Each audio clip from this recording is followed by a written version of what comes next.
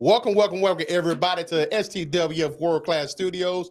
We chilling up in this bad boy tonight with TYStringz, Afrofusion, Afro musician, software engineer, jacked it all up as always. But hey, man, we're glad to have you up in this bad boy tonight. Yeah, thank you for having me here tonight.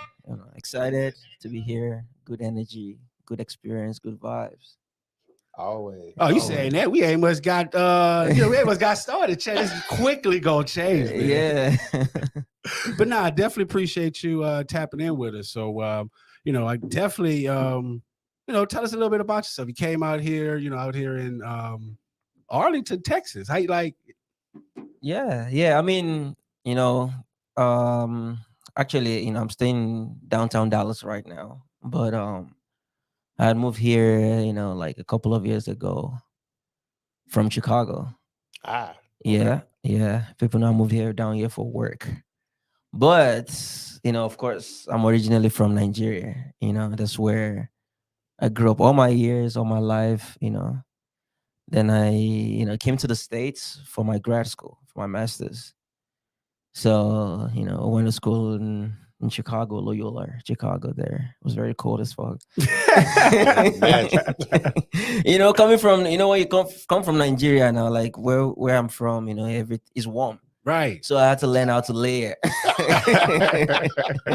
Facts. I mean, because, it's like, that's what I wanted to know, because when I first got like, okay, we're going to be interviewing you, I was like, man, this guy's from Nigeria. Yeah. You know what I'm saying? And I'm from New Orleans. And everyone would be like, oh, you from New Orleans? They'd be like, when did you come here? Yeah. You know what I'm saying? They'd be like, oh, you came in with Katrina. You know what I'm Yeah. saying? So they always put me in a box. So how did you get here? Yeah. You know what I'm saying? So you came by way of Chicago? Yeah. So I came to Dallas. Mm-hmm. Yeah, I came to Dallas. Yeah, I used to work with Microsoft. Okay. So I came in and as a software engineer. So I did my master's. Came in from Nigeria for school. Got admission. I've been computer science. That's what I've used to. Went to undergrad for my undergrad, and I did my master's. I was like, oh, maybe let's come to America. Let's see what opportunity is there. Then my company that working at that time, Microsoft, they brought me to Dallas, so stayed in Las Colinas. Then I moved to the Dallas downtown area during the pandemic, and that's when I think spending more time with myself during the pandemic is when I truly say, like I said, I love music. That's when I truly feel like, man, like I don't want to. I mean, it's cool being a software engineer. You can work. I live in a nice high-rise in downtown, not to like blow my horn, but it's not about that. I just feel like I wanted a better purpose. I wanted to feel, music to me, like if I get paid or not, I just feel like, man, if I don't do this right now, I will never want to do it again. You know what I'm saying? So during the pandemic, when we all started spending more time with each other more, just spending more time with yourself, you truly discover a different version of yourself the more time you spend with yourself. And, and that's when, I just started to say, okay, yeah, let's do this. Wow. I mean, that's dope. I mean, because, a lot of Nigerians, I have a lot of Nigerian friends, and ironically, they all do my taxes. You know what I'm saying? And they're smart as hell, bro. You know what I'm saying? Like, I mean, and I'm in that space. So I was like, well, you about to change this into a whole geek interview, man. I was like, I went to school for computers. Yeah. You know what I'm saying? So I understand that, and I appreciate, and it's like, wow, because same thing. It's like, you get behind a computer, it's like, man, okay, I'm tired of this. I hate you. You know what I'm saying? Like, I feel it's more than just learning about codes and algorithms. Yep. And so it's saying like you took this time during the pandemic to find your purpose. Yeah. So growing up in Nigeria, like music has always been my, like a lot of people say that, but I was this person that has just been like, really immersed in all kind of music. Like I play like 6 musical instruments. Like, and when Which instruments do you play? Which instruments do you play? I play acoustic guitar. I play bass. I play electric. I play piano. I play the harmonica. Wow. I play some conga drums. But I just love music. Like I will listen to jazz. I'll listen to blues. I'll listen to soul. I'll listen to Delta blues. I will listen to rock and roll from Louis Armstrong to Billie Holiday, to Chuck Berry, to to local African music, at every point in time, at every time I was listening to even, like indie music, but this is me just growing up in Nigeria. I just really enjoyed music in its full sense because, I don't know what it was, but I just enjoyed it. Like, I think, because a lot of Afro beats, like a lot of people that really understand that, it's, to me, my understanding, this is my interpretation of Afro beats, is like, the beat is liberation. It's like you're supposed to feel the vibe. It's supposed to bring happiness. It's like dancing is a emotion, because a lot of cultures dance, it's like it's a celebration. And and I think the music is maybe like I'm not gonna say an outcry, but a way of communication from all the struggles of daily life. Because that was one of my questions. It's like, a lot of people from, in American music, we come from a bad space. It's like, rah, rah, rah, we take this pill, shoot this gun. You know what I'm saying? But a lot of Afro beats, it's a lot of love. It's a lot of, hey, love yourself, understand what you want to be in. Hey, Pondy River, feel the vibe. Hey, you know what I'm saying? No, and that's a good point, you struck that, because, if you notice a lot of Afrobeat music, there's a lot of happiness, there's a lot of dance, there's a lot of euphoria. And it's just kind of the way the culture is, like, like everyone is like, even in Nigeria, whether anytime is going through suffering, whatever, even being a third world country, you see people like, no matter what the circumstances, they always stay happy. They say, like, anywhere you go, you probably see a Nigerian person is like just happy, they dance, there's more energy. And that's kind of, it transcends into the music also, from that creation and writing perspective. But I mean, and I think one thing was more important for me is like, like I understand, and I think you mentioned something earlier was very, very, very significant, because like, like how am I keeping the Afro sound at the same time keeping the other international global sound, which is very good. What it is that I understand different style of music, like fully do, like, because not only do I like write, I create, I understand music composition. So I believe like like Afrobeat is like pizza, anybody can take a slice from it, and that's, I'm trying to like fusing different music together with Afrobeat, putting that like we have, I have songs in Afro jazz, Afro soul, Afro R&B. If you listen to my catalog, you see different energy. Some songs are writing like more pop, Afro pop. Some ones like more like a banger. So then that's because it's like pizza. Truly, you can fuse it with anything. You can make it whatever you want to make it into. Take a slice, play with it, and make it more refreshing. Right. And that's kind of what I've been doing with my music, and just doing the Afrobeat space. Kind of this way, you have the Afrobeat and the Afrofusion. Yeah, together. I mean, because like I said, I've been in Afrobeats, then it was like the Afrofusion. I was like, okay, wait, I need, like some understanding. I was like, I started turning on your music, and and I actually did some work. I looked you up and seen that you can play various instruments. That you try to have the jazz background, and you try to get all of those in there. And I heard it. You know what I'm saying? I heard it. That's kind of dope. You know what I'm saying? Yeah. So so just going into Dallas, you come into Dallas, coming from Chicago, coming from Nigeria, and Nigeria, like that Nigerian food is like, the culture is very thick, very rich. And you've come to Chicago, that's home of the deep dish pizza. So ironic you use that analogy on pizza. So like, what do y'all eat? And like, what is a delicacy? What is a great dish out there in Nigeria? The most popular one that everyone like to is jollof rice. Okay. Jollof rice is the food, and it's kind of this rice that's very, very, there's always like, it's West Africa, right? Nigeria is from West Africa, and there's Ghana, there's Cameroon, all in the West African space, right? But Nigerian, that's why you probably see somebody say like, oh, the Nigerian jollof is better than Ghanaian jollof.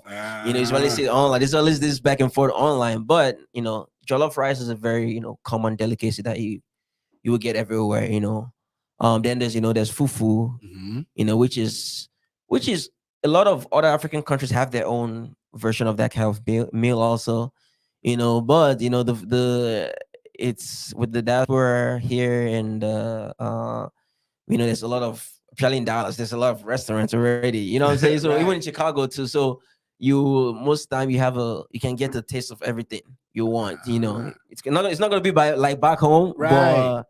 But a list, so like, fufu, jollof rice, like me, for instance, I'm from a tribe in Nigeria called Yoruba. Okay. Yeah, my dad is Yoruba and my mom is from the northern side called Ibira people. It's kind of a smaller tribe from my mom's side, but the Yoruba is like the bigger brother, because in Nigeria you have three major languages and major like bigger culture, right? You have the Yoruba, the Hausas, and the Igbo.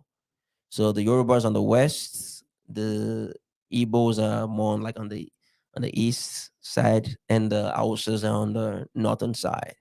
So I'm from on the Yoruba side aspect. So which is a big. They have a lot of bigger influences on Afrobeat music too. So yeah, like a lot of the bigger Afrobeat artists you hear in their music. Like you mentioned Whiskey, Davido, Burna Boy, Starboy, all of this, all of these artists, they have Yoruba culture because of the language is very prominent in the music. Even before Whiskey, Burna Boy, and Davido, they used to be like the great Fela Kuti. The great Fela Kuti, is Yoruba, so he used to do more like Afro beats. It has a lot of more jazz influences with the music he used to play, with a saxophone, which became Afro beats. He is the founding father of Afrobeat music. Gotcha. Yeah. So, because I mean, like we have something similar in New Orleans. It's called second line music, and and it's like you're taught this. And I'm a self-taught musician myself. Yeah. I played in a band. But yeah, my first, I was playing the trombone. Yeah. And I'm in the backyard. I'm out the dog. Yeah. You know what I'm saying? But it's like this second line culture is passed on to us. So how is it like that you get this beat? You know what I'm saying? Because that beat that, you know what I'm saying? Like, how is it? Is it, is it taught to you all? Like, how do you get and understand like this Afro-Nigerian beat? Yeah, that's a very good culture. I think it's just growing up in Nigeria, you get to just hear different people express their music. Like, there's not like a, so let's say for instance now, if you play blues, you have the scale. They play on the blues scale, similar to like then you have the pentatonic scale, which is also like another like similar scale, which is used a lot in African for like the guitar. But the Afro beats on its own, it's a lot of element. It's not just one box. Everybody is just interpreting it, but it's deep rooted in Afro sound. So and that question is kind of hard to explain because it's not like when you say R&B, this is R&B, right? When you say when you say jazz, you're making diminished chords, you're playing improvisations, you're playing all of these things in the music theory, right? But in Afro beat space, right, is everybody is just like their own interpretation of the music. It's Afro sound, Afro sound rooted, but those elements is based off in the culture. I understand that. You understand? Yeah. Because like, in New Orleans again, we have the second line, but we also have bounce music. Yeah. And it all starts with that is the bass. That is the bass line. Now you can however it wants, but that is the bass line. So I get that. Yeah. Wow. All right. I can dig that. I can dig it. So all right. So but now we got the sound. I'm still trying to see the moves, man. So do you got some moves? Like, do y'all dance? Like, how do at what age did you start dancing? Because I'm telling you, like, we were in Pampas and be like, oh, twerk, baby, twerk, baby, twerk, twerk. So, I think dancing it's been from like, I know you call it like, middle school and I don't know, primary school, from secondary school going up in Nigeria, you would dance, you would do like cultural dances. When we say cultural dances are dances that are like very local to the music, like cultures that are like, based on different tribes. Like Yoruba have the different type of dance, then we dance in different type of attires. Then you dance, like, if you're the Yoruba, the Hausas, whatever tribe you're from, their music, the local tribe dance, they have different type of dance. So those dances also, fused with a lot of street dances. Okay. So a lot of streets most of the dances you see now more prominent now, they've evolved more into like more street dances. So the street people that you consider street people, they're the ones that have the dances that the artists exhibiting. So whenever you see Bono Boy, you know, do like, can I stand up? Stand up, yeah, the camera right so there. When you do Bono Boy, do the you know, like when they do like things like this, you know, all of those movements, they are like, you know, local dances that became street dances, and you know, which translate, you know, you see like from little kids copying those you know, street dances, because growing parents in Nigeria back home, they don't consider those dances as like, oh, what are you doing? And like, this is not. I was going to ask, how are those received by the elders? Yeah, they do not. You know, to them, but when it was funny now, those dances that are street dances now are the dances that has been accepted over the world. Everybody's trying to do it, you know. But at every stage, every dance steps came from each different culture. You know, each different culture. You know, it's a lot of, you know, dance movement, a lot of, you know, somersault, a lot of movement, a lot of bodiness. You know, it's very happy. You know, happy cultures, happy. You know, yeah. Wow, man, you dropped some nuggets already, man. Yeah. You know what I'm saying? Like, so, you know, once again, you know, because I'm, you know, from a rich culture as well. So, you know, one thing that we get frustrated about is the theft of our culture. Yeah. How do you feel? Do you feel like, you know, with the takeoff, because Apple Music has really gotten behind this. They had a conference out there in Lagos. They got a whole Apple Music, you know, Nigerian Lagos. So, you know, they're doing a lot, they're putting a lot of money in it. So with that, we're shedding a lot of attention on the Afro beats, Afrofusion. Do you think that your culture will get watered down, or it will get stolen? That's a very good question. You know, like I think, you know, I think during the pandemic, the TikTok really exposed, let's say exposed, like really gave more light to Afro music more. If you notice that trend now, you know, a lot of like, you know, big labels are going into Nigeria, into Africa, interested in, you know, in that sound, which is, you know, it's a lot of talent. It's a third world country at the end of the day, you know. So a lot of people just want to, like, you know, be an artist. You know, a lot of people don't understand, you know, what they're giving or what they're getting, what they're receiving back to an extent. You know what I'm saying? Because these labels are very sneaky. We know, we know. But I would stolen. I would not believe it can be stolen. I believe it to keep on evolving. You know, because I think it's to keep on evolving because it's very, very new. Because it's not like it has been existing, right? But it did not really penetrate the market till like recent, like 4 or 5 years ago. And I've been on this because I'm like, I mean, I got some songs in my playlist, you know, and I be jamming like and I'm like, I've been playing this, and just to see, just like I've been on WizKid when he was with the Tribe. You know what I'm saying? When he had his Tribe people on Ola Wanji. I forget how to pronounce the name, but you know, now with this new WizKid, now everyone's, I'm like, man, I've been popping. You know what I'm saying? Like, what y'all doing? Yeah, it needs to be cool. Everyone like, oh, do you know Afrobeat? Like, what is that? And like, oh, maybe they know Joanna. Right, Joanna, they know, like, you know, for Banana Fall. Owned by the video, and it was just single. But now the market is just going crazy. Right. You know, put money. Apple Music is putting money. They just had conference. They just had it was glamorous out there. And like I said earlier, because it's hard to really say, because it's so broad. Because like, you know, like Afro music is so broad because it's Africa. You know, it's a whole of Africa, it's a whole continent, right? A lot of people, a lot of people, a lot of music, a lot of influences. Like, you know, you hear Thames, you say, oh, what's she doing? But it's like, she sound like, you know, R&B mixed with, but he can give a point and say, oh, you know, this is a lot of Afro influences also in the music. So like, it's hard to say like they can just, like, you know, streamline it. It's just keep on evolving. We've not seen it before. I understand. You know what I'm saying? Uncharted waters. Uncharted waters. Yeah, you know what I'm saying? So, you know, I believe that, you know, there's a lot of this going to happen. I don't think, and I wouldn't know, you know, but I wouldn't think, you know, Apple can really do anything, monopolize the market, you know what I'm saying, or control it, you know what I'm saying? Because every day new artist is developing, every day is, you know, like what I'm trying to do. Like if I pick up my guitar right now, I write a song, I play, and somebody say, oh, you know, this song has a lot of folk influences. You know, that's that's a genre on its own, but you see here Afro sound in it. Gotcha. Does that make sense? Yeah. Yeah. You know, because in New Orleans, like I say, you got a regular song. I'm ready to put that.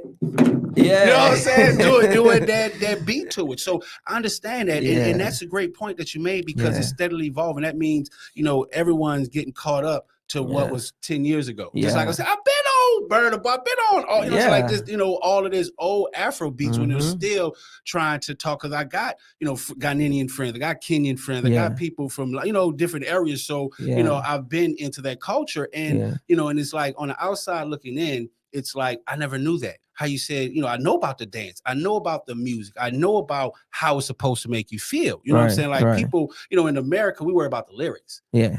In different Afro, it's about the beats. You know what I'm saying? You and got the melody. Exactly. The melody always. Melody, when I, you know, to me, you know, I'm very big on lyrics, beats, and all that, but my number one is melody. I feel like melody truly controls how you feel.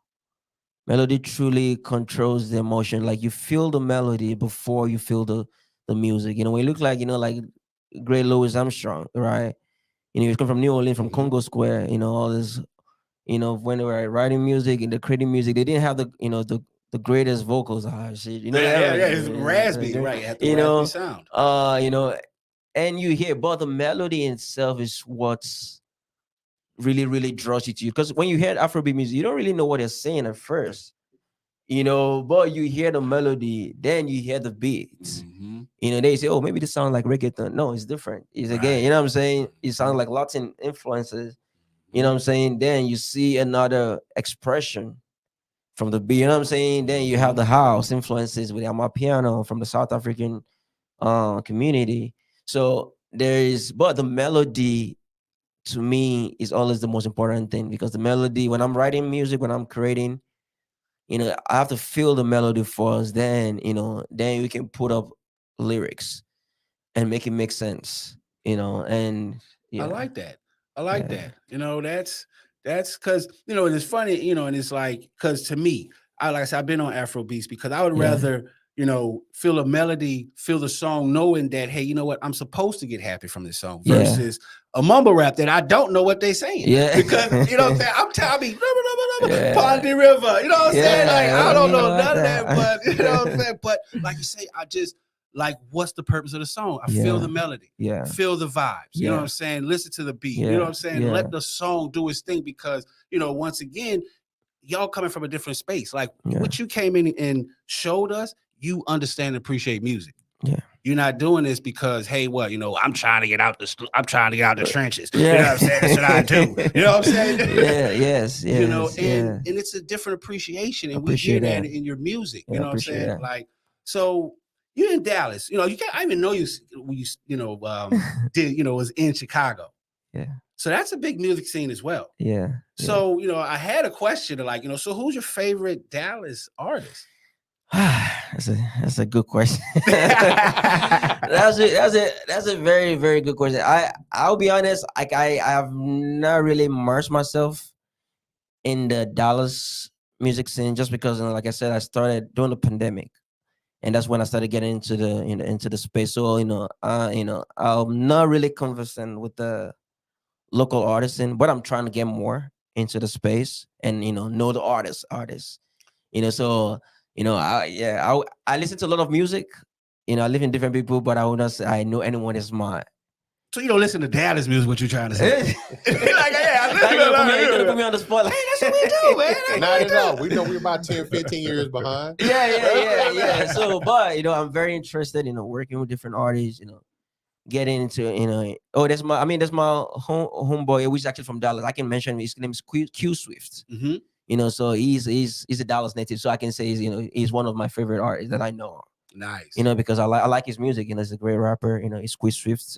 He's actually a cousin of the Usman Kamaru. Okay. The UFC fighter. Yeah, based out in Dallas. Yeah, but he raps also. So he's a dope rapper. We have a couple of songs together. So I know it. So I have someone. There we go. Q Swift. Let's go.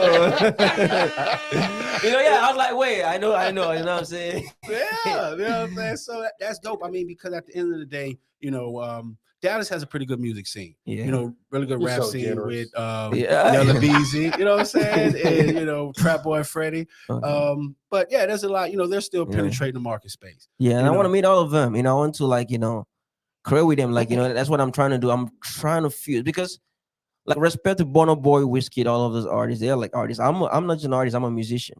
Like I understand music. You know what I'm saying? Like you know, like I was saying about Congo Square, like I listen to, you know,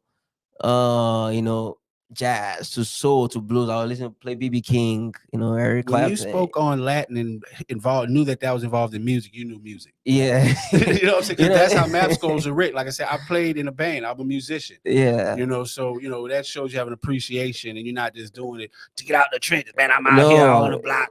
No, at all. Like, you know, like if you listen to my music, you listen to High, you know, if you listen to Body has a, you know, it's banger, but it has like some jazz influences with the trumpets.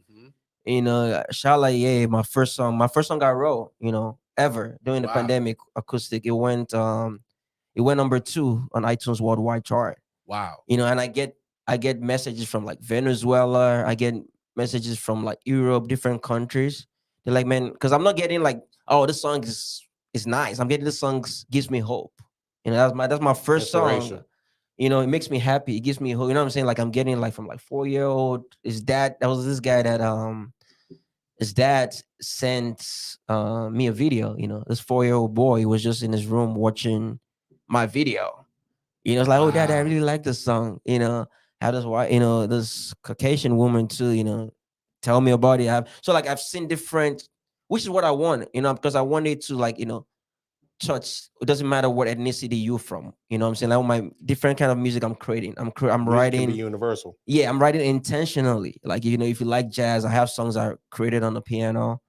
You know, that I put like a lot of jazz chords, and you feel that, you know, that count. My girl felt it too. That's why when you came here, she was up because she was like, "Hey, Yeah, I like it." Like, you hold know. on, he coming tomorrow. Look, nah, bro, but nah. Yeah. You know, you can hear it resonates through. You know, like you say, you hear it in everything. You know, and like you still hear the Afro beats, but then you still hear the jazz play. Yeah. Then you still have, you know, pop. you hear right, exactly the pop, but then you still hear like the old Latin, the old concert structural, just in the chord play. Yeah. You know, so you hear all of that. You know, and that's so it's like, how do you create that and keep that all together? Yeah, and I think it's the melody, is in the melody, because and this is why, because I feel like music writing is truly in your vocabulary.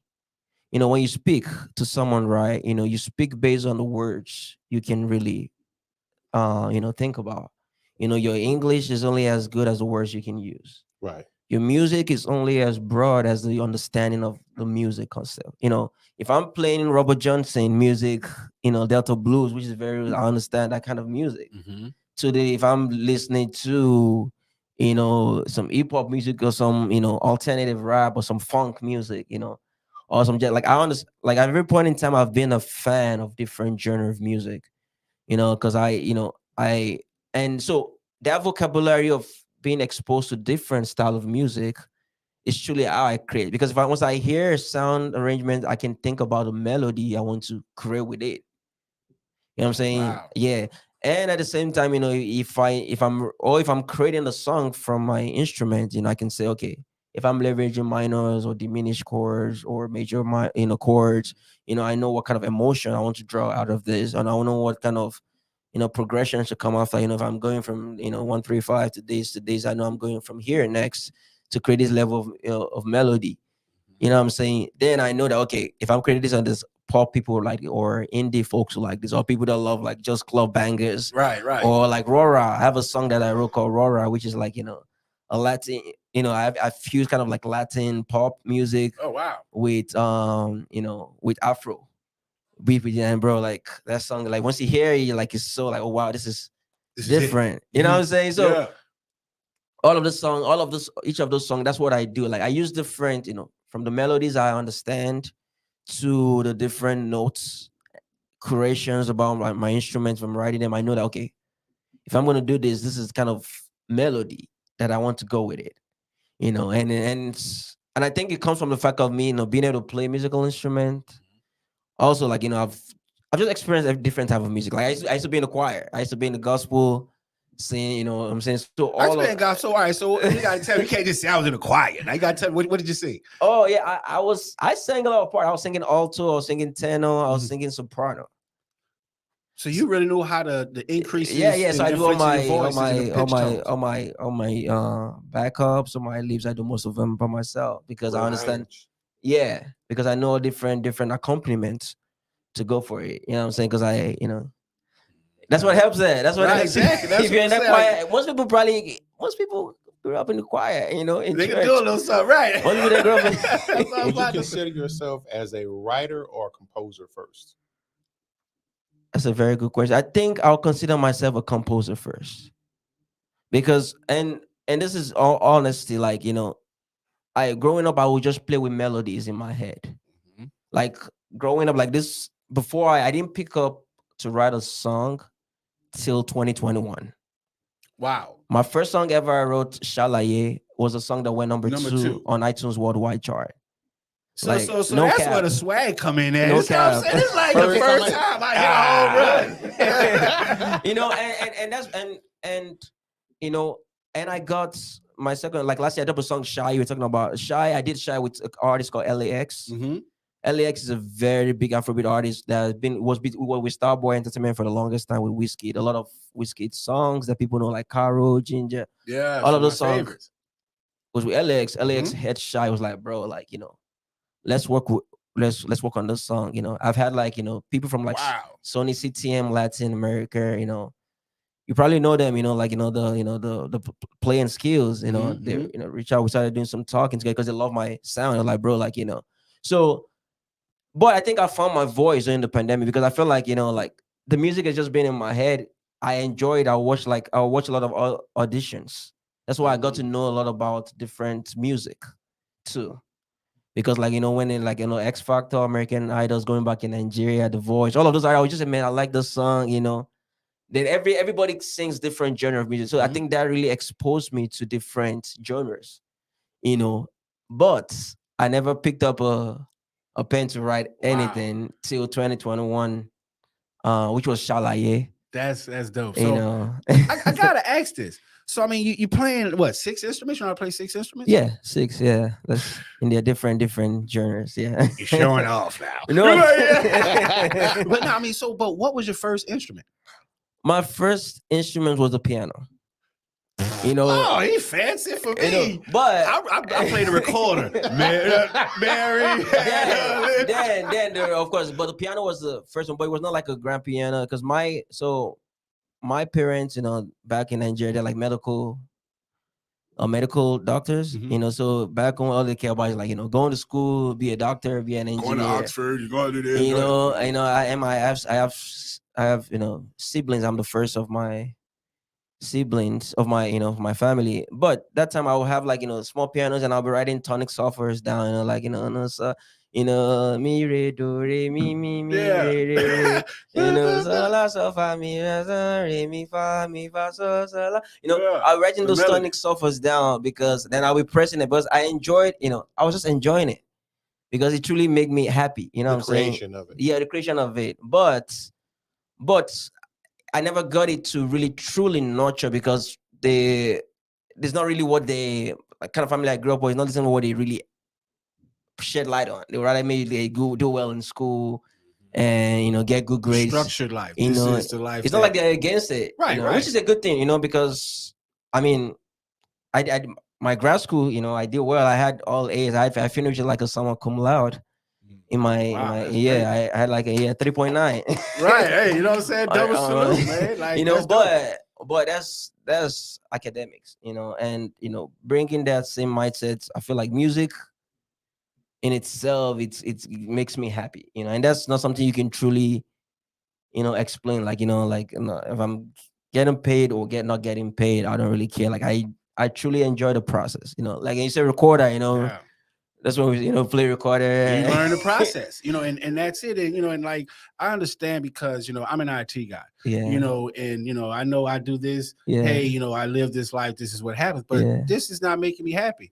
you know, because I don't want to be a closet programmer. I like people. Yeah. You know what I'm saying? I want to interact with people. You know, I want that. And, you know, like what you see, there's a bigger purpose than, hey, you know what? Definitely. Working, doing this and getting this paid. You know? Definitely. So, wow. I mean, that takes creativity and confidence in itself to step out on side of the life that was pretty much given to you. Yeah. Yeah. Because my parent, my dad, my mom was like, the Nigerians be tough, man. Yeah, you know what I'm saying? Coming to Nigeria, I'll be like, hey, we're not here. You know what I'm saying? Bro, I can tell you, and it's such a tough, you know, the industry is a tough industry because especially when because most of, and that's another thing, right? Most of my other people, like, you know, any artists that you know about Afrobeat, they all start from Nigeria because it's so easier to amass that audience. You're building that momentum. You know, you need a level of followership to amplify your things, but starting from here during the pandemic, you know, trying out things, you know, you spend your paycheck to paycheck. You're like, man, some people take your money, they will not give you the results you are trying to do. You know what I'm saying? Yes. But you're not able to get that, because I know that if I was in Nigeria, all I need to do is like, oh, get on my, you know what I'm saying? Like, it's so easy. You're in that, in this, but because the music itself is bigger than making profit.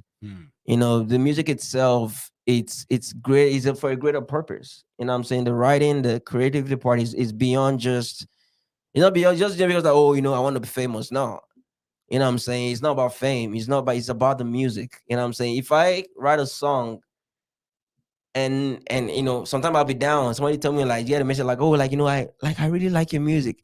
That's enough food to go to the studio. You know what I'm saying? That's enough food for me. You know what I'm saying? And that is, and I was like, man, this feels way better than getting any paycheck. Right.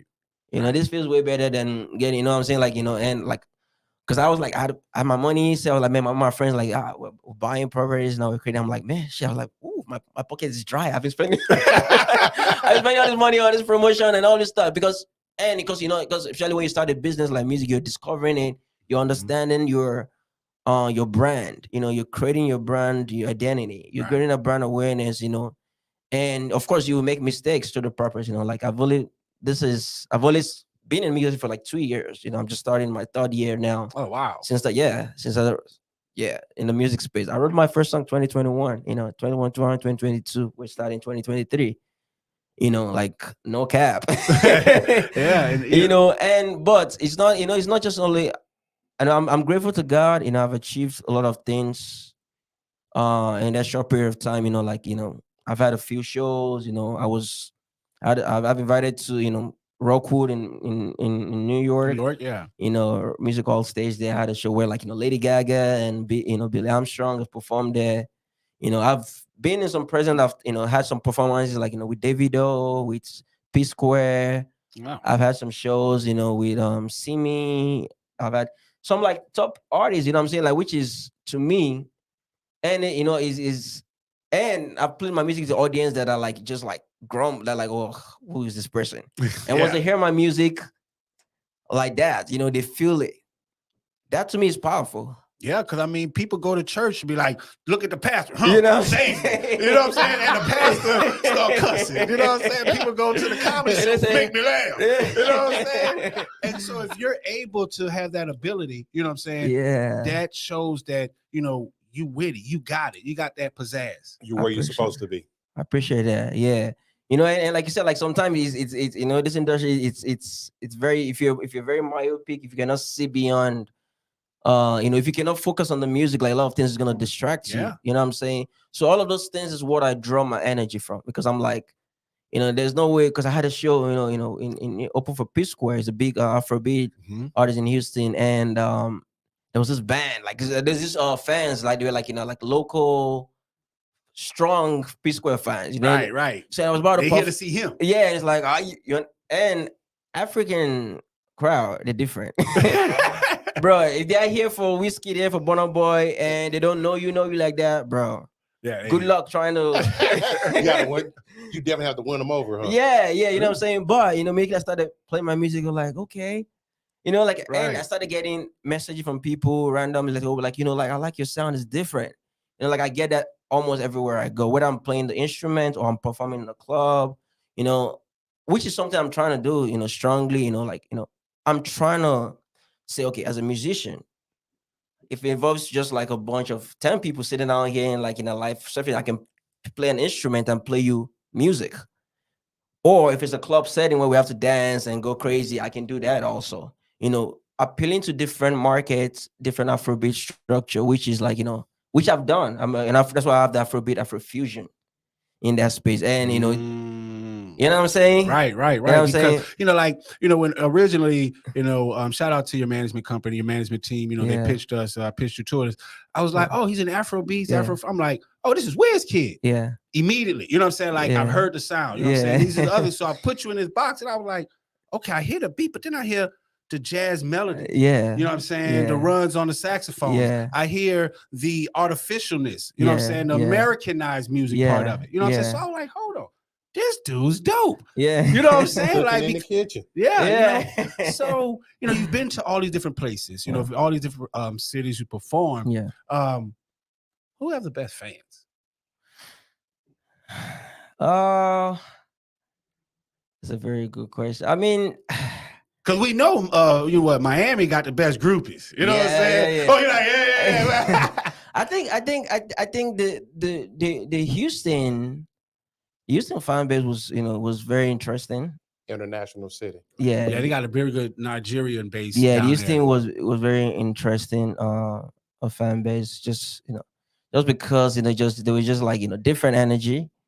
Then also I think Dallas. I had a show in Dallas for this artist called Simi. There's a Simi. There's Adekunle Gold. They're like husband and wife. So they had a show. I had to I played guitar and I played piano. And people were like were screaming because they were like enjoying the music. It was very in the moment because they don't know who this person is. And to me, that is very, very important to be able to capture an audience that is not for you. And in that moment, and the music is pure in this original form. That shows to me like you can do anything. That makes me believe. If that is 5 people or 2 people that scream for it, I'd be like, oh, we're gonna work with that. Right. You know what I'm saying? Right. We're gonna work with that, So I think, that's been my but we keep pushing. We keep pushing. You gotta keep pushing because I mean, if not, if you're not going anywhere, you're gonna fall down. Yeah. And I'm pretty sure, coming from a struggle, coming from a third world country, you used to lows in life. So how did you get out of your lowest point?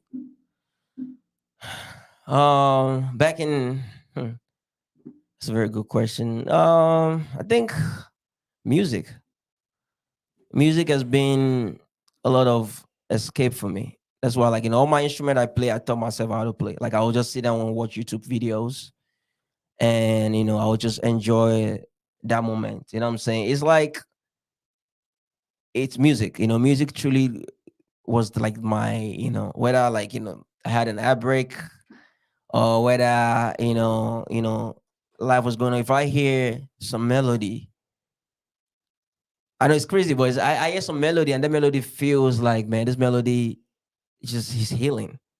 You know what I'm saying? And every melody, I feel like every melody in itself has something to say. Before the lyrics.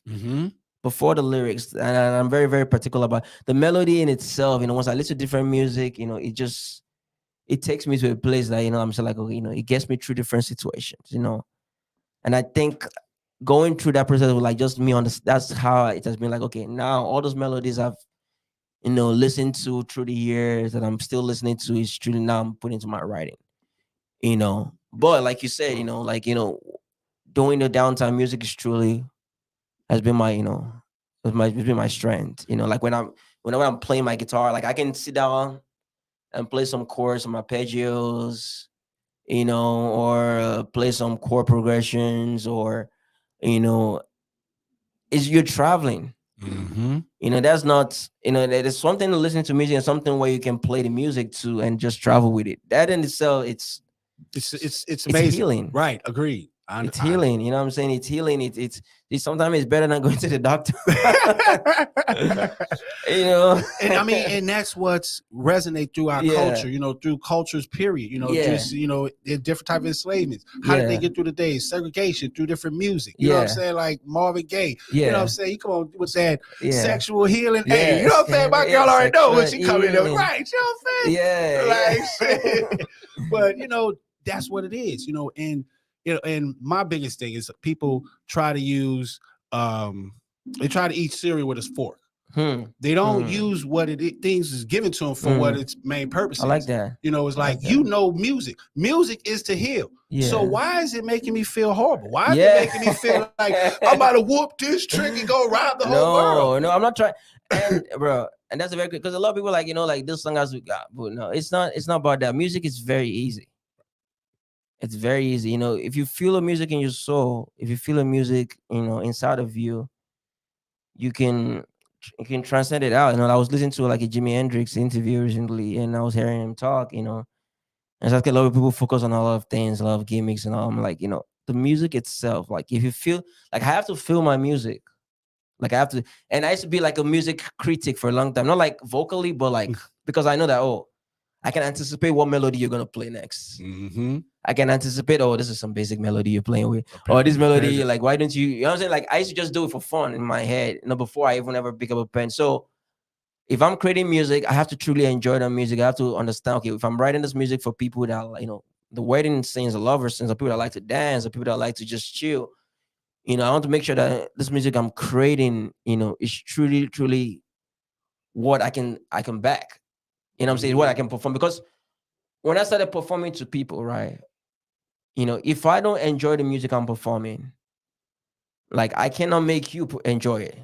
It makes sense. You know what I'm saying? Because the spirit transfers. Yeah, it does. It does transfer, because I'm like, when I'm singing like, no, them talk, say time, no, they wait for no one. Baby, I'm ready.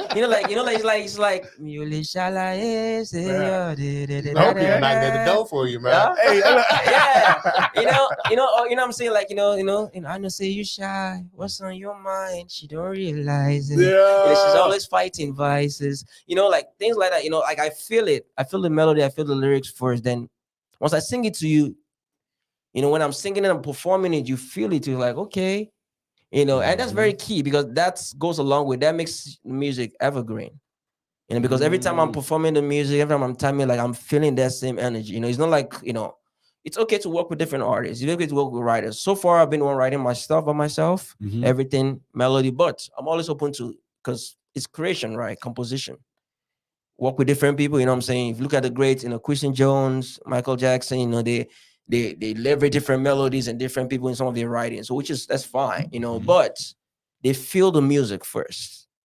They feel the music first before they say, okay, now, it's not just like, for some gimmicks or for some trend, and which is unfortunately what some music has evolved into right now. Yes, unfortunately, everybody just want the, craziest, gimmick TikTok, this, and they can just go viral. Right. You know what I'm saying? The viral market's vulture. Yeah. Viral market vulture. I like how you put that. Because one thing that I feel is impacting music, and shout out to my guy Gritty. He made a dance off of a song that he didn't create. Yeah. And he's making money off of it. Yeah. And that's what's going to happen. Like you say, the TikTok vultures, the people that take a quick 5 seconds of your song, make a dance, and now they're relevant. Yeah. Yeah. Unfortunately, that's what it has become, which is the market. I think sustainability might become, it will consistently be like that, for a while, because that is what it is. Right. But I still believe, like, the true artist, the true creative of the content, they're the ones that last the test of time. That's it. You know what I'm saying? That they're the ones that truly will stand out forever, because you know what I'm saying. Like, when you listen to someone, like, when I think about musicians, like, I mentioned, I love Louis Armstrong a lot. Yes. I listen to a lot of his stuff, and not because you're from. I ain't tripping, but I know his. Yeah. I know his time, and I know what he did, and I know how he impacted. Yeah. His genre of music. From John Coltrane, Miles Davis, all of it from the jazz space. From B.B. King. I wish I saw him before. I think he died a few years after I came to America. I always wanted to see him live, so bad, because I just love the way he played his music. Like, he didn't have to do a lot of runs and riffs. He just had to. He was very, very intentional with his, slurs and the way he holds his guitars, and it's original. It's not like, oh, this guy's crazy. You know what I'm saying? But it's that simple thing. Sometimes the simplicity, the originality stuff, they're the most genuine things. They're the ones that truly don't trust it, because you feel it. They understand the process. Yeah. They're creators. You know, they're not buying a house renovated. Yeah. You know, and I'm paying attention because just like the areas of music that you said, that's where music started. Yeah. Yeah. You know what I'm saying? Yeah. You know, maybe other areas they reinvented, you know, what was already there. Yeah. But, you know, and I'm hearing, you know, you're a creative things, and especially being a programmer like myself, I'm a creative things. Yeah. And I like to create. Yeah. You know, I don't want to be like, hey, well, you know, look what they got over there. Well, if I'm looking, I'm trying to create my own space. Yeah. You know, so what is it like? Where is your creative space at? Like, where do you create? What is your process? Do you got to wake up 2 o'clock at night, play put your game on, or you got to eat little gummy bears? Yeah. How is it? That's a good question. Like I've been sober for the last 6 months. The last 6 months I've been pure sober, no drink, nothing. But so what happened with the high song? There's a song. I mean, I'm driving to Allen, high, listening to high. So yeah, it applies to different things. So high, and I'm gonna answer your question, but I'll talk about high. You know, I like you said, I applies to people like if you get high, cool, but it also applies to the state of mind. You know what I'm saying? Highness, it goes on like, you know, I'm getting high. May nobody kill my vibe, you know. It's like if you look the lyrics, all of it, but it's kind of a state of mind, you know, like you're trying to be in a place where state mindset, you know, that anybody that's just kind of like, you know, just away from the bullshit, away from all of these things, you know, good vibes, good energy. And I know, but also, you know, goes through like, you know, if you roll, smoke a blunt or backwood or whatever it is. But not, and that's what I like, you know, and you know, a lot of, a lot of people, how can I say, a lot of orators, a lot of people that linguists, you know what I'm saying? You know, they play on words. Yeah. And that's what that was. That was it's high, you playing on words and melodies. High. You know what I'm saying? Because just like, you know, I'm a musician, and you know, people that's non-musicians, they don't understand the inferences, the highs and the lows in your voice. You're accepting it. It's like, if I high, you know, you're accepting it. Like, hey, you're like, oh, you know what I'm saying? Yeah. People don't know that. You know what I'm saying? You cringe to the low. You know, so, and then it's like, you're not going to bring me down. Yeah. Can't nobody kill my vibe. That's what I'm saying. I'm getting high. Exactly. May nobody bring me down. You know what I'm saying? Like, you know, it's don't bring me down. You know, right? You can't. It could be cloud nine. It could be any. You know what I'm saying? That vibe. You know, I'm in my space. That's it. You know, you in your space. I'm in my creative space. Don't bring me down. Yeah. I'm in here. Meditate. Don't bring me down. Don't bring me down. You know what I'm saying? That's it. You know, and that's what that showed. And that just shows because once again, you know, if you understand the process, you can massage, you can manipulate it. Yeah. That's it. You know what I'm saying? And you can tell how, you know, you understand the process of creating music, composing, and that's how you hear it in your music. So that's why I was like, you know, what is your snack? I want to know, what's your snack in the middle of the night, you know, when you up creating, and what do you eat? I drink a lot of tea.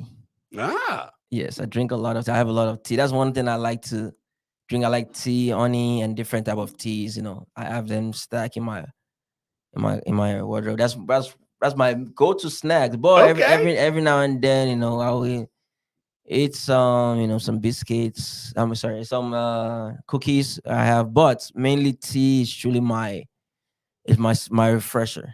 Okay. You know, like I like to make some tea a lot. Like every time, like I'm like, you know, 2 a.m. I'm recording. Like I record, you know, like I do a lot of recording and writing in my apartment, in my space. I live like right in front of the American Airlines Center. So I have like this high-rise space, but like, you know, it's kind of like my studio space, my guitar, my amps, I have like my vinyl stuff on the wall. It's kind of like my creative space. That's your creative space, right? You have to have that. Yeah, that's where I draw my energy from. You know, I'm very big on that. So, you know, if I'm not feeling it, you know, but sometimes I could just feel it. I just like, I could write like 3-4 songs in a week. Wow. If I'm just in the zone. Sometimes if I'm not like, you know, because, you know, it's been an independent artist. Thank God I'm beginning to work with this management team, like just to get offset some of the work. But most of the time when you're thinking a lot, you know, you need that energy, because I have to feel my energy right before I write. You know, so, you know, I was talking to my friend, like, oh, you say, oh, you need to start going into the studio more. I'm like, okay, I need to, because like I said, like I started during the pandemic. So all of the things, like I'm used to being by myself. Right. You know, like I'm used to being just recording. I just have my Logic Pro, you know, I have my, you know, my CLA tools, my auto tune, my everything. You got everything. You know, on my door there. Then I'm recording, you know, I'm creating my production. I'm think about the melodies I want to write. You know, if I like, I could play like. I have to make sure, like, when I'm writing or recording, so I have two different processes. One is like if I'm writing, creating the melody from scratch with my instruments. Another one is if I get sent a beat by a producer or someone. So when I'm writing, when I'm creating, like with my guitar or piano, you know, that is my space. But when you create and send me a beat, I have to truly feel the energy you're feeling before I start, writing. You know what I'm saying? What I'm, I can loop apart for like a while. I can, record something, play in the shower. In the shower is a good time to, I will just play by speaker. I'll be cleaning the melody. I'm like, okay, we're playing around with different melodies because I truly believe melody is what makes a difference. Melody truly, especially with Afrobeat music, the melody. So like I could play, a beat over and over and over. I can loop apart a section. I'm playing. I'm like, oh yeah, I think I don't try to force anything. I don't try to force anything. Then the lyrics come. I'm very big on lyrics. Like if you look all my songs, I can explain them to you. Because and that's where it comes to that. That thing you're talking about, like just having the Afro beats and also like having that global influences that's foreign. Because I know like I've been in this country since like 2015. Oh wow. Yeah, I came to America 2015. Yeah. Wow. So and I did my masters, everything. But I've immersed myself with different people, and I understand the question like, oh, what does that mean? That's Americans are very curious. They want to know. It isn't like, oh, like what is it saying? What does it mean? You know what I'm saying? So when I started making a decision, I want to start writing. I said, okay, if I'm gonna create anything, whether it's I have to make sure that I'm able to at least not only the melody, explain the lyrics to people that want to know, because I know lyrics plays an important role a lot in American music a lot, because people are very important. They want to know what does that lyrics mean. Then it transcends. Like if you listen to R&B music, like, oh, they're very, very close to the lyrics. So same thing. So I spend the melody first before I put a into the American side of it. Yeah, because that's what that's what we say. We know lyrics is as we were saying earlier. Lyrics is an American music thing, and you come with melodies and beats. So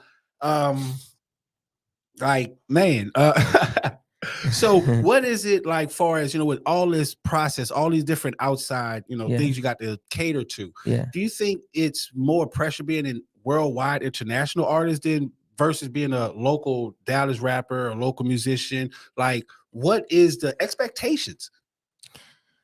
That's a very good that question is in different fold, because one of the biggest expectation people are oblivious to, and of course people are not gonna cause like, because like I started in Dallas here trying to push my music, unlike in Nigeria I could get like thousands of people easily in Nigeria, and like that you are going crazy. So the expectation is like, oh, this guy, what I'm saying, they know the music is good, but people will not give you the attention or give you this until what I'm saying, that they say, oh, now there's a little bit of radar in you.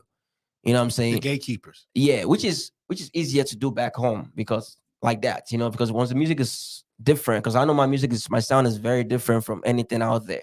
Right. So and back home is accepted already, but you still want that level of discipleship that you created a bigger audience of. So there's a expectation on that. They say, oh, like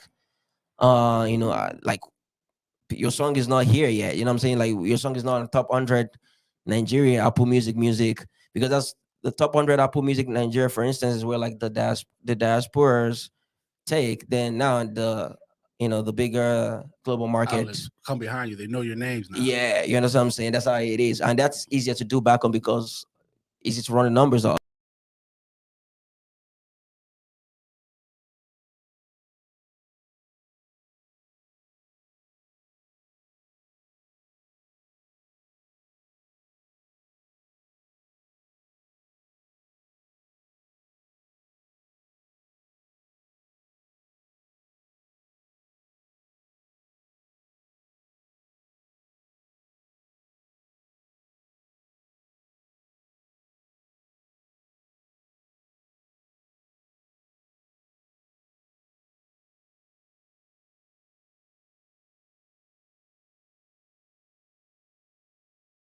things from there. I was like, okay, maybe I run this ads, you know, I can target this market because I'm very like all my ads, and I was running my ads, I was creating my strategies, I was doing different things because I feel like, you know, like I can engineer mind. You always feel like, oh, you can solve problems. You can only, yeah, you can only solve problems. And that's the approach I had with it. I was like, okay, you know, from a global market, you know, let me run this ads, let me run this target, let me do this, learn all the ads strategy, you know, was doing some freelance stuff, was hiring different people doing, you know what I'm saying? Just because I was like, okay, I was like, wait, maybe, you know, some in dollars here, you know, let me work with something I can quantify. Let me just work with something I can connect with. Right. You know what I'm saying? You know what I'm saying? And that's what I'm like, the expectation be okay.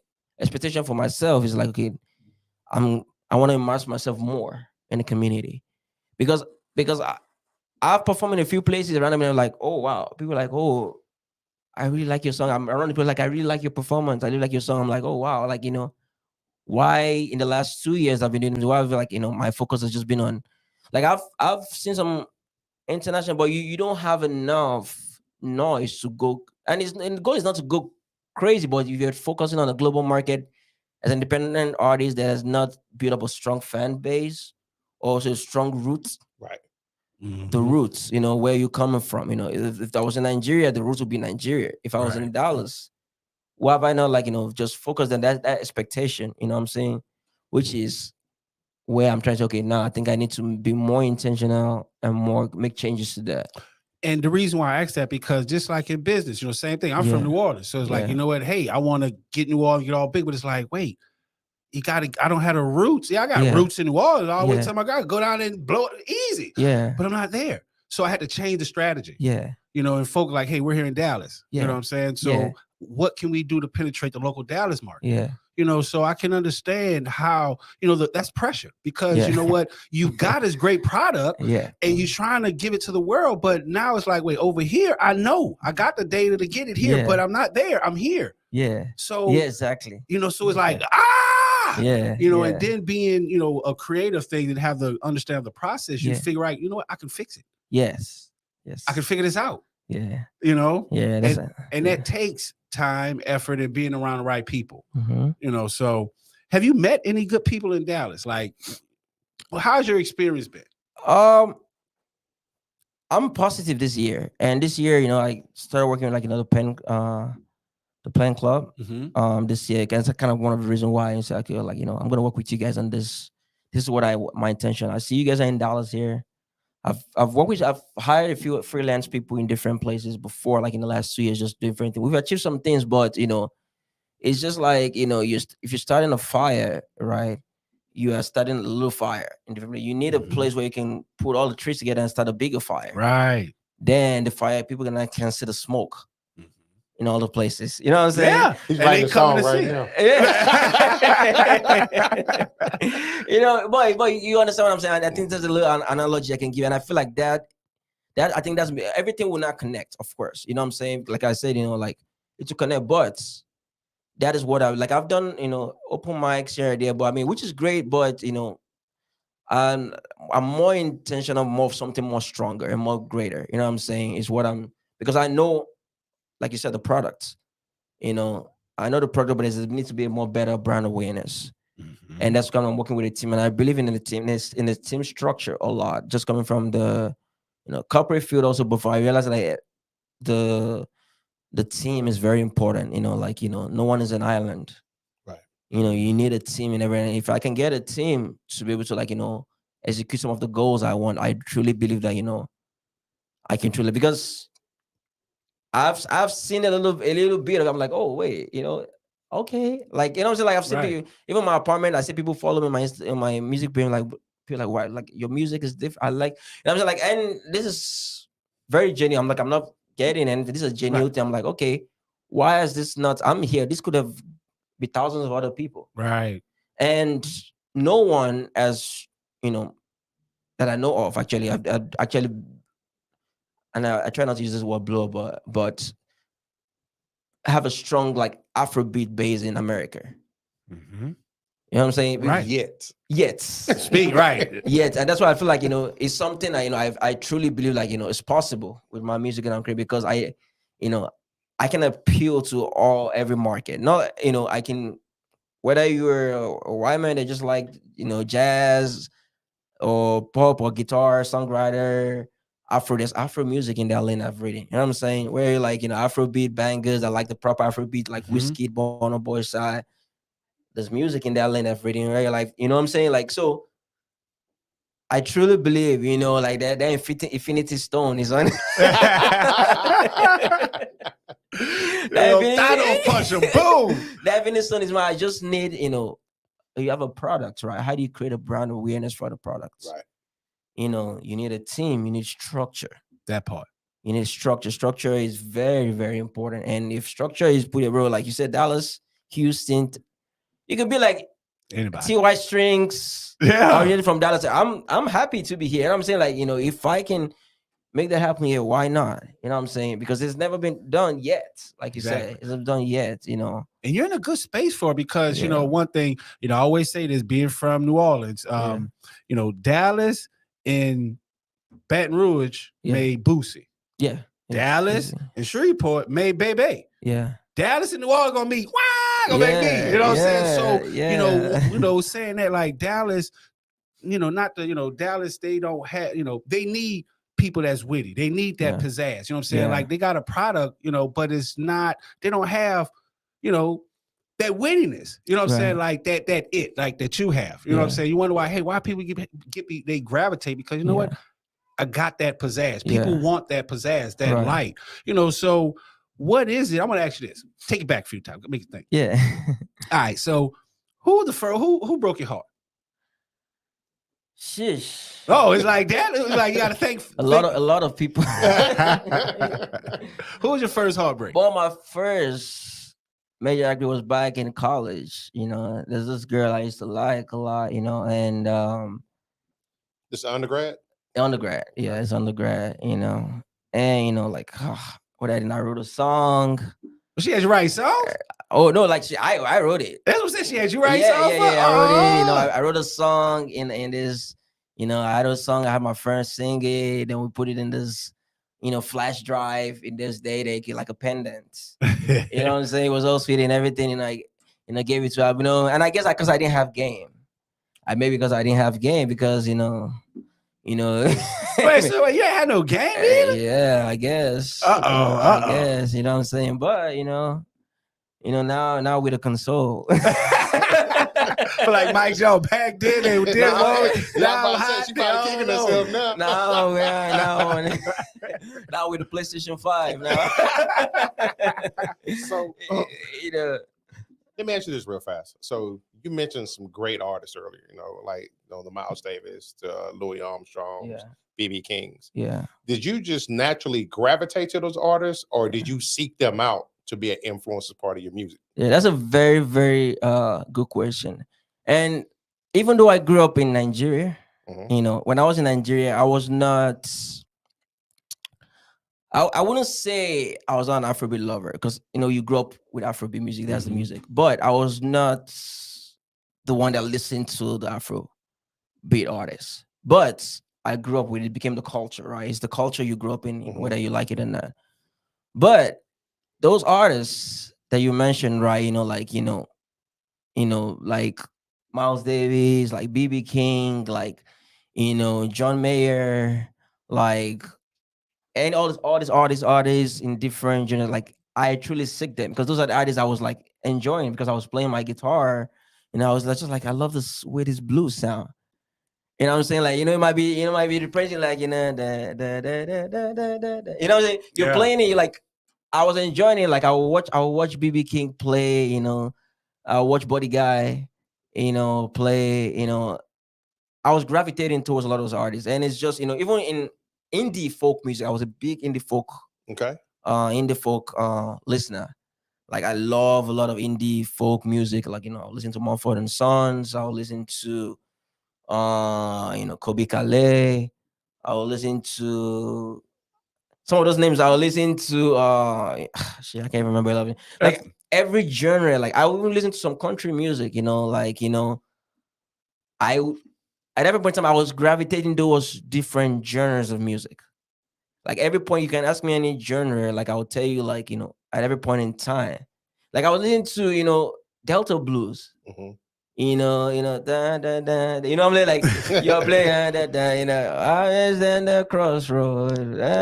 Like, why should I be listening to that music? You know what I'm saying? Boy, at that point in time, I truly was enjoying different kind of music. Like, you know what I'm saying? Like, I was just enjoying, I could, you know, play it, then I would, I was listening to different kind of, you know, but a lot of those music too, I got to know them a lot from like musical auditions. Like I will watch, like that's my external hard drive. In Nigeria, back in college, we didn't have a good internet. So our internet in college, we would have laptops on the window. I'm trying to get that signal. On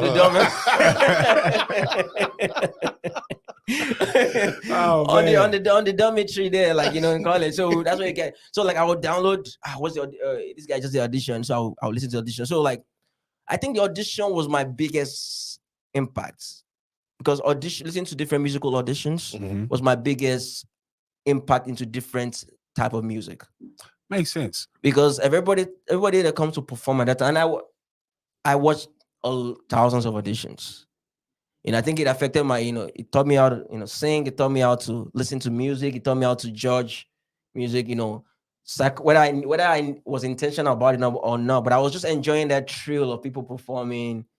You know, I didn't go for auditions myself. I did not. I was not bold. I was not that bold. But you was actually, you know, you was data trapping. You was getting how, you know, what's accepted, what's out there. Because just like that, I'm from New Orleans, and you know, I'm not, you know, I listen to bounce music, you know, but I don't listen to all that because, you know, it's me. I understand it. I want to learn something bigger than what's being, you know, given to me right now. Yes. So, you know, with this Nigerian background, being to Chicago, you know what I'm saying? Like, you come in with the drip, man. You know what I'm saying? Like, you know, you said you ain't have any game back in the day. So where you get the drip from? Just a little something, you know? So, I mean, is it like Nigerian influence? Is it Afro? Or is it like, you know, did you get it from your daddy? You know what I'm saying? You're like, nah. Not. Or maybe, I don't know. Maybe, you know, I just evolved into my own style. You know, my style is my style. You know what I'm saying? Like my dress style, everything is just my expression, you know what I'm saying? Like, and I wouldn't say I got it specifically from anywhere. It's just the way I see life. You know, it's the way I see life, is where I truly express it. You know what I'm saying? Whether it's my music, whether it's my style. Extension of you. Yeah, this is me. You know what I'm saying? This is how I've been started dressing. People are like, oh, I like your style, it's different. You know what I'm saying? I don't even try, like, you know what I'm saying? Like, we're going out, I just pick, oh, poo, I put it, I'm like, oh, I put this together. You know what I'm saying? Hey, Sammy, look, I got different color clothes. You know what I'm saying? About 3 different you know, and my girl be like, that doesn't matter. I say, hey, pop my collar. You know? But I take risk. You know what I'm saying? I take risk. You know, I truly believe, you know, risk and creativity have a very close line. You know what I'm saying? Yeah. And whether you're a songwriter, a creator, or you're trying to make decisions in life, risk and creativity, you know, have a very strong, like, it depends on how far you're willing to cross the line. They cross one another. Yeah, and they do. And you find that sweet spot. Yeah, when you find that spot, you know what I'm saying? Yeah, so that's what I do. Like, I try something out. I like to try things out. You know what I'm saying? You know, it's okay. I truly enjoy, not like I enjoy it, not like I want it for myself, but I truly enjoy failure. Because failure is truly how you learn. If you can embrace failure, you can truly achieve greatness. Clearly, you're not from America. Because out here, we afraid of failure, man. You know what I'm saying? And it's like, you make it seem acceptable and something that you can overcome. Yeah. You know, because, you know, speaking out of myself, is like, you know what, my biggest fear, I don't fear much, but I feared failure until I had it. Yeah. A perception of it, because failure is not trying, you know, just stop it. You know what I'm saying? But wow, you know, like, you know, and that shows just, you know, your journey. Yeah. And just shows, you know, gives an eclectic view of I like how everything that you are. You know what I'm saying? Yeah. Like, you know, from the clothes you dress. Because one thing about me is, like, I do things for interaction, not a reaction. I want you to be like, hey man, why are you doing that? So we can talk. Like, hey, what's up, dog? You know what I'm saying? Like, to create energy. Yeah. You know, I might step on your toe, not for you to cuss me out. You know what I'm saying? Hey, my bad, dog, my bad. But, you know, it's the thing about life. When people start understanding life, and it's more than just working a 9 to 5 and getting a paycheck, you know, you want to leave your mark. And how are you going to leave it? What's accepted? Yeah, and I think that thing you said also, like, you know, that you are drawing your interaction, right? This is life, right? You can live a life in a box and you only see that view. you know, on like every interaction, every person you meet can change how you view life. True. And every interaction you interact, whether, you know, if I was living in Arlington or if I was living in Dallas, my perspective of life, it changes. Perspective is truly the determination of so many things, you know. So if I'm trying to talk to a girl and I'm thinking, oh, if I try to talk to this girl, you know, oh, maybe she might reject me. That's my perspective, but you don't know what a perspective is, because everybody's a country of their own. Everybody's a mindset of it. Everybody's and that applies to every other thing in life, you know what I'm saying? Which is kind of like, you know, you have that interaction with that energy, and that's a skill, because when you have that energy, the way you react to it is different, or interact to it is different. Where I interact to it is different. Hold on. So we got a question. So shout out to our Facebook user. They said, let's get their question back up. Said it said something about a musical. I was reading it, but my apologies. But but right. You know, every interaction is about how, you know, you leave that. You know, you bring good vibes there. Yeah. You know, so okay, we got the comment back up. So your mind is a musical jack of all trades. I appreciate that. I mean, not like I'm intentional. I think it's because I just enjoy everything. You know, like when you think about someone like Quincy Jones, for instance, you know, he's a creative genius. Yes. You know, he's a creative genius. It was just not just, you don't restrict yourself to a box. You know what I'm saying? You think out of the box, create out of the box. And, you know, if I'm listening, you know, to any kind of music, I understand that, okay, it's a different kind of melody. And that's, if you enjoy the music, if you're a musician that truly enjoy music and you're just trying to not just, you know, create, you can create from anything. You know, just like a great actor. A great actor can take any role, you know, but you're not acting, right? You're creating music because they truly enjoy the act. You're pulling that inspiration from somewhere. You know what I'm saying? So, you know, like one of the Wiz Kid songs, he was like, you know, his new album, he was like, you know, more love, less ego. Yeah. You know what I'm saying? That's his album. You know, more love, less ego. Yeah. You know, and I guess that he came from that point. You know what I'm saying? Like, hey, you know, it was all light, you know, he was in the glam, it was all ego, but he sees like, hey, it's more than that. Yeah, it's more than me.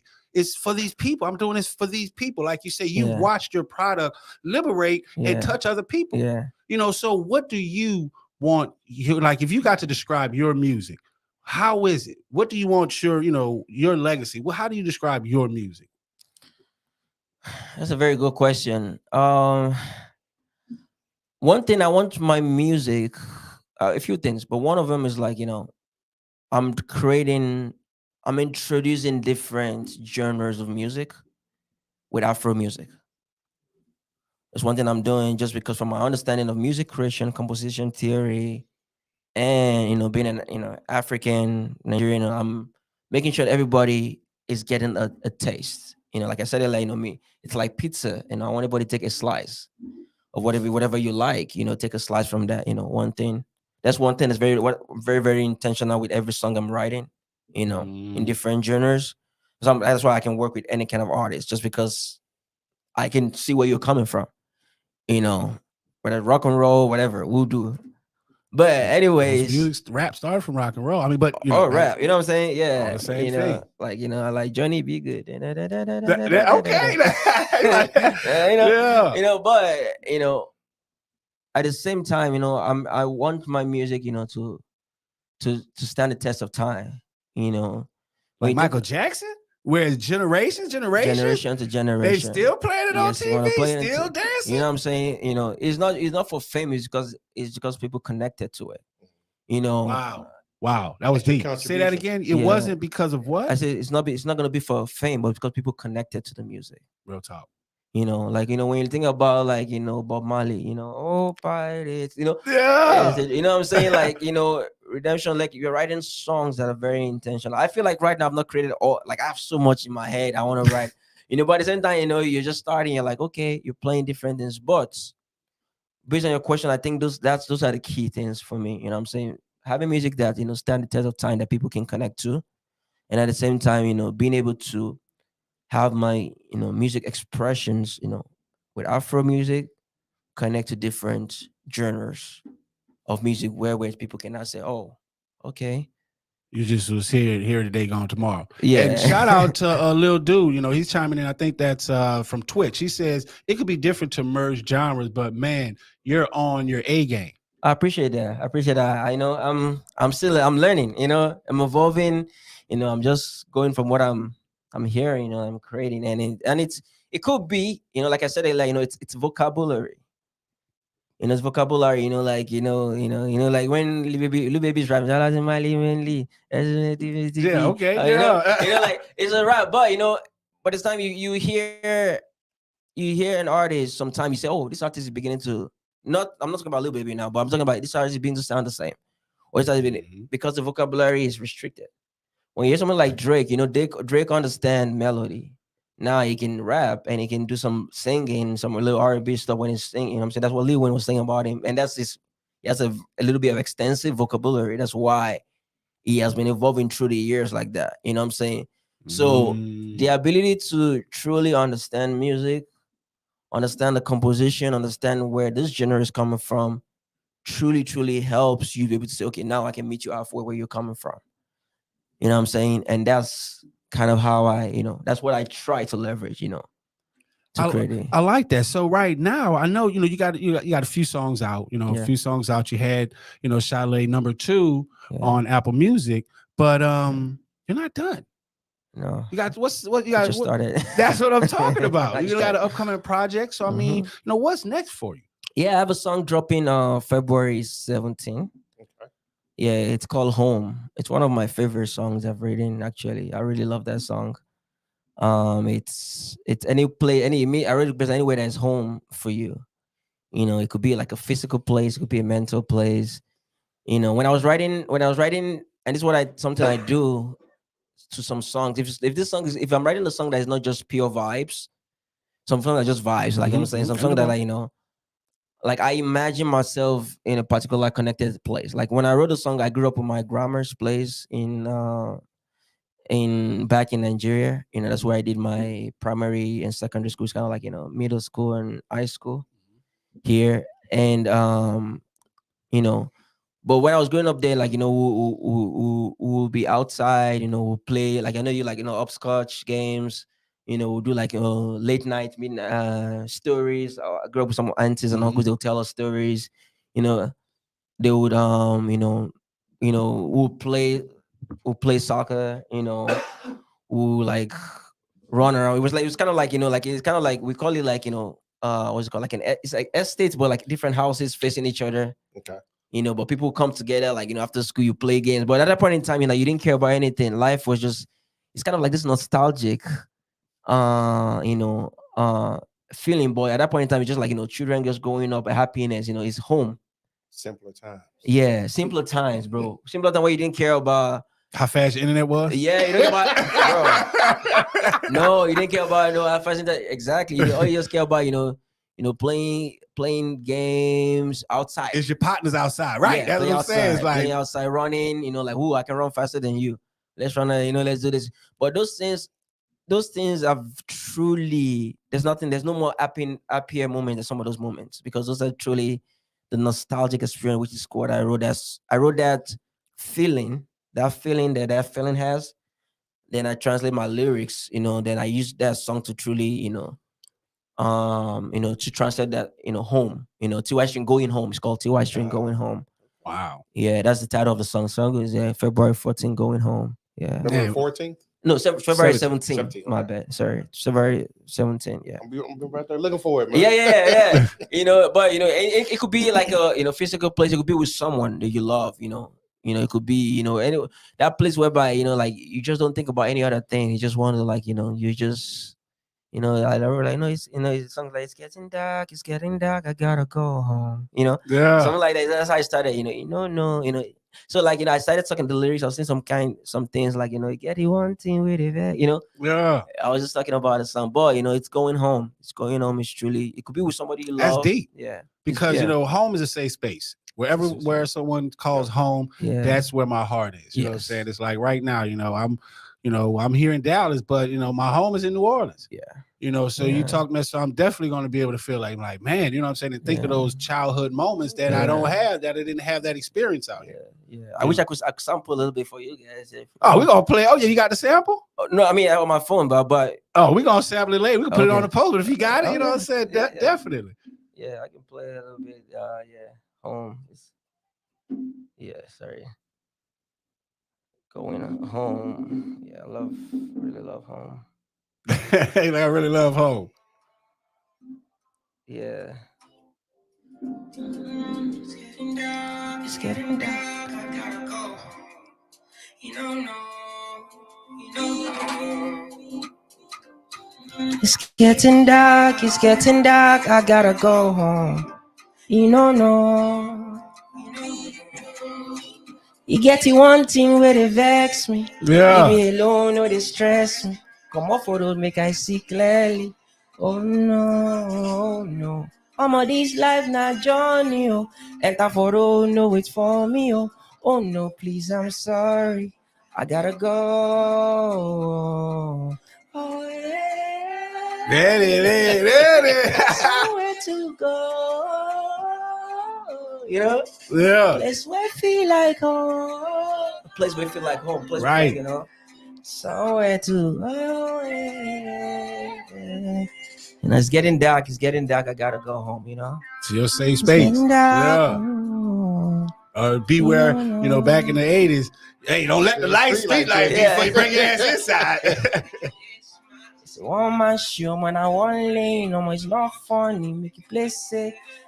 Then at this part, I said, you know, open legs close. Touch your neighbors, touch your toes. Okay. Late night stories, late night shows. Wow. You know what I'm saying? Yeah. Like those history, like, you know, when we play outside upscotch, you know, open legs, open close, you know, touch your neighbors, touch your toes. Yeah. Late night stories, late night shows, you know. You know, it's very like, you know. That's it. I mean, but you know, that fits the whole thing, the home. Yeah. You know, because it gives you the illusion, you know, those are games you used to play at home. You know, everywhere I used to call home, you know, like maybe school. That was my second home. Play with these kids, but they were the same kids I played with at my house. Right. Yeah. So yeah. I like that. Somewhere to go, you know. It's getting dark, you know. Yeah. You know what I'm saying? Yeah. So I mean, where can they get that, man? You got me. Like, I'm ready to pre-order. You know what I'm saying? Yeah. So where is the which platforms is that coming on? It's everywhere, man. Spotify, Apple Music, YouTube, everywhere, man. It's gonna be, you know, February. Is available for pre-order, you know, on iTunes stores, on Amazon, I believe, but it's on everywhere, you know. Pre-order, then it drops February 17. It's where it's gonna be, you know, available for streaming. Yeah, we got you got users, they love it. You know, one of them, I know you're from Louisiana. He said that shit's banging. You know what I'm saying? He's like, that shit's live. Blessings. Blessings. I appreciate it. So, you know, one thing about our brand, you know, we're powered by fans. You know, everything we do, from the questions, the interaction, you know, it's about fans, added perspective. So what was your fan moment like? You know, you being a fan to, you know, a bigger artist than yourself, to the music, to the genre, to whatever. And then someone, you know, had an interaction with you as a fan of yours. Yeah. So I think, so is it when I was a fan of an artist? Or just an artist or someone. Yeah. Okay. Yeah. I mean, your interaction, like, you know, did you meet a fan? Like, how did you feel? Of my music. Yes, that's the next question. Yes. Okay. The first one was when I was a fan of someone else. Like, yeah, like, you know, I'm a fan of, you know, I don't know. I'm not. It's Shalaye for me. Shalaye, yeah. You're a fan of Shalaye? Studio too. Okay. Man, I think I'm still a fan. I was a fan of a BB King for a while. You know what I'm saying? Like, that's why, like, I really like coming to America. It was one of the artists I had in mind. BB King and John Mayer. Wow. Yeah. Because I was a big fan of them just because, you know, because I started playing guitar more for the longest, and I just like, you know, and the BB King guitar, I used to call it Lucille. Yes. You know, and the way he played his guitar was the nuances and the style of playing, you know, you truly feel it, you know what I'm saying? And I was a big fan of him, you know, that was me. I was a fan. Like, I wanted to say, I was like, man, this man had to die. I was about to ask you. But it was old. It was quite old before I came to America. You know, it was already, you know, pretty old by that time, you know. And based on somebody that was alive, you know. But John Mayer, oh, Leon Bridges. Okay. Leon Bridges, you know, I don't know if you know Leon Bridges, actually from Fort Worth, Texas, you know, he's from Fort Worth, Texas. Leon Bridges, like, is on, he does soul music. Yeah, Leon Bridges, I was there, yeah, okay, that's one of my most recent fan moment. I went to the show, I saw him at the Toyota Music Factory, you know, I knew all that song on the album, you know, take me to your river. Oh, so you was in full fan mode. You know what I'm saying? Go like Leon Bridges, that album was, I was connected to that song. That album, yeah, every song of that, you know, I would play. You know, Leon Bridges, you know, I think he won a Grammy or so. Yeah, he did. Yeah, he's one of the top 10 most viral tracks on Spotify. So Leon Bridges. Yes. Yeah. He's from Fort Worth. Wow. Fort Worth, Texas. Yeah. Leon Bridges. Oh, then he turned full fan mode now. Gary Clark Jr. Oh. Gary Clark Jr. too. I think he's from Austin. He's another dope Gary Clark Great Jr. music scene down there, by the way. Huh? Great music scene down there, by the way. Yeah. Gary Clark Jr. is another dope artist. I saw two of them. Oh, there's this guy from New Orleans. He used to be like I saw him live too on the distance show, on the late night show with Colbert. I know you're talking about. Wait, I will find it for him. I'm done. I think you talking about he won a Grammy? Yeah, he won a Grammy, you know. Yeah, he did win a Grammy. Yeah. I'm gonna find it.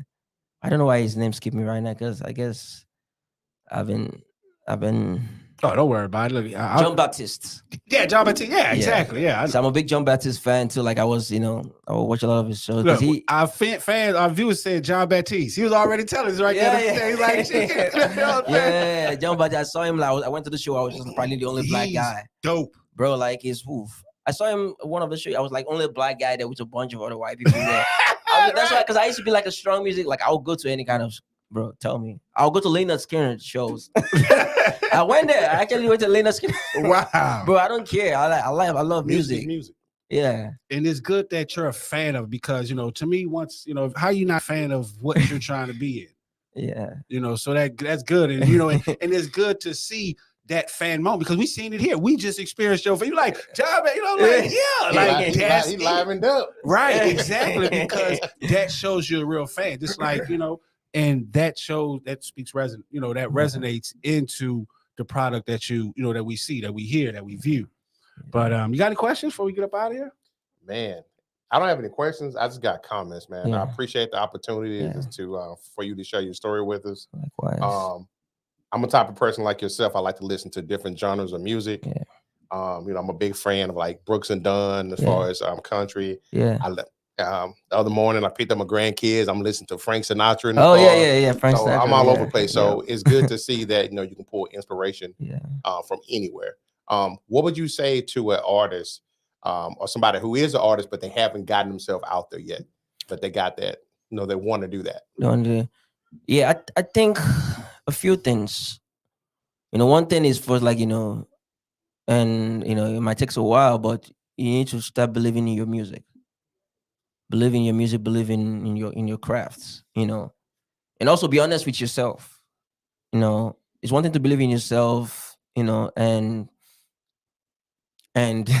your stuff is not really it. Right. It's being real. You know what I'm saying? Right. You know what I'm saying? Right. But be honest with yourself, play to people, listen to people's things, let them be honest. People that you're honest with, people that don't know you, let them play. Let's honor.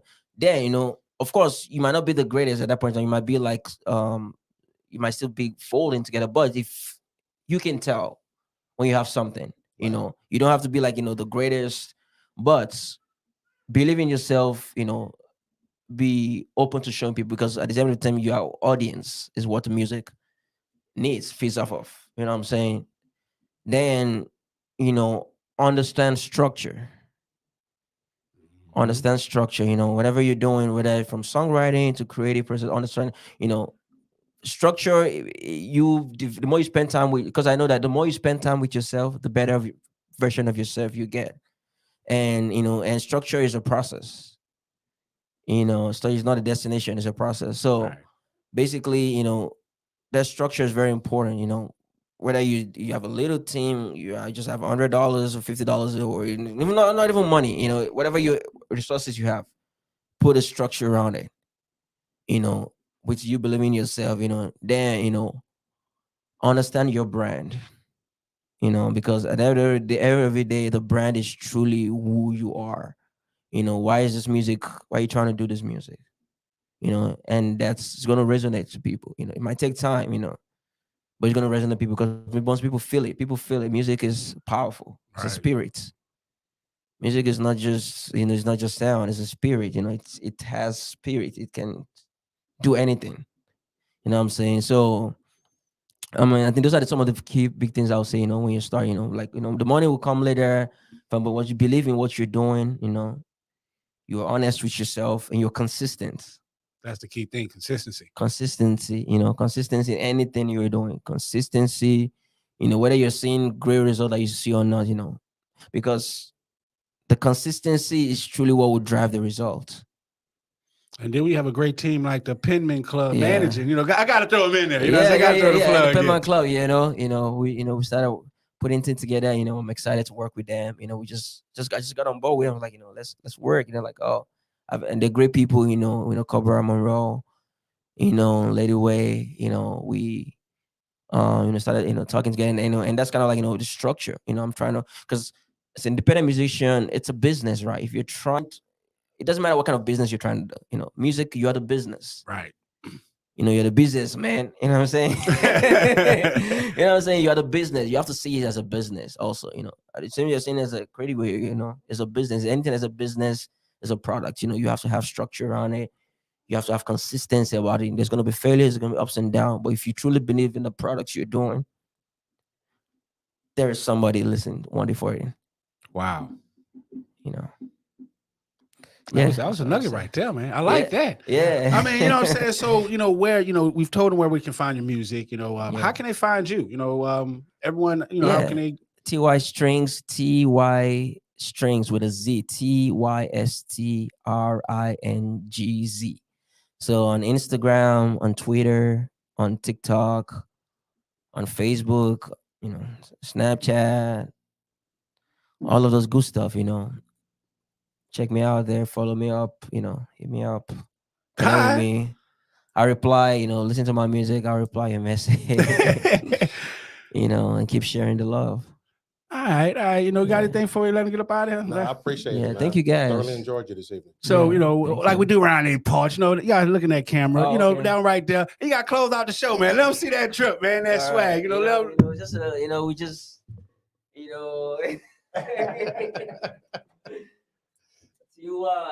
TYStringz,